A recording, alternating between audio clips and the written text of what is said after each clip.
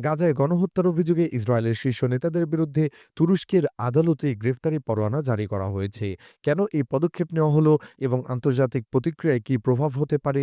গত শুক্রবার ইস্তাম্বুলের prosecutor office ঘোষণা করেছে, ইসরায়েলের প্রধানমন্ত্রী বেঞ্জামিন নেতানিয়াহু, প্রতিরক্ষামন্ত্রী ইসরায়েল কাটজ, জাতীয় নিরাপত্তামন্ত্রী ইতামার বেনগাভির এবং সেনাপ্রধান ইয়াল জামির সহ মোট ৩৩ জনের বিরুদ্ধে গ্রেফতারি পরোয়ানা জারি করা হয়েছে। অভিযোগ, গণহত্যা ও মানবতাবিরোধী অপরাধ। তুরস্ক বলছে ২০২৩ সালের অক্টোবর থেকে গাজায় পরিকল্পিত আগ্রাসনের এই কর্মকর্তারা জড়িত। বিশেষ করে আল আহলি ব্যাপটিস্ট হাসপাতালে হামলায় ৫০০ জন নিহত, চিকিৎসা সরঞ্জামের ধ্বংস এবং গাজা অবরোধের মাধ্যমে মানবিক সহায়তা বাধাগ্রস্ত হয়েছে।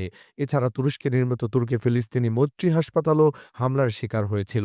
তুরস্কের প্রেসিডেন্ট রিসেপ তাইয়িপ এরদোয়ান বলেছেন, তারা আন্তর্জাতিক আদালতে সমস্ত প্রমাণ জমা দেবে এবং বিশ্বাস করেন ইসরায়েল দোষী সাব্যস্ত হবে।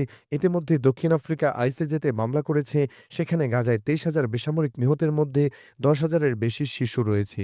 ইসরায়েল তীব্র প্রতিক্রিয়া দেখিয়েছে। পররাষ্ট্রমন্ত্রী কাটজ সামাজিক মাধ্যমে বলেন, ইসরায়েল কেবল প্রতিরক্ষার জন্য দাঁড়িয়েছে, ধ্বংসের জন্য নয়। অন্যদিকে হামাস এই পদক্ষেপকে সমর্থন জানিয়েছে।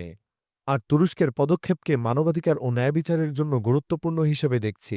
আপনি কি মনে করেন? তুরস্কের পদক্ষেপ যথাযথ? আপনার মতামত আমাদের কমেন্টে জানান। ভিডিওটি ভালো লাগলে লাইক দিন এবং শেয়ার করুন। ধন্যবাদ।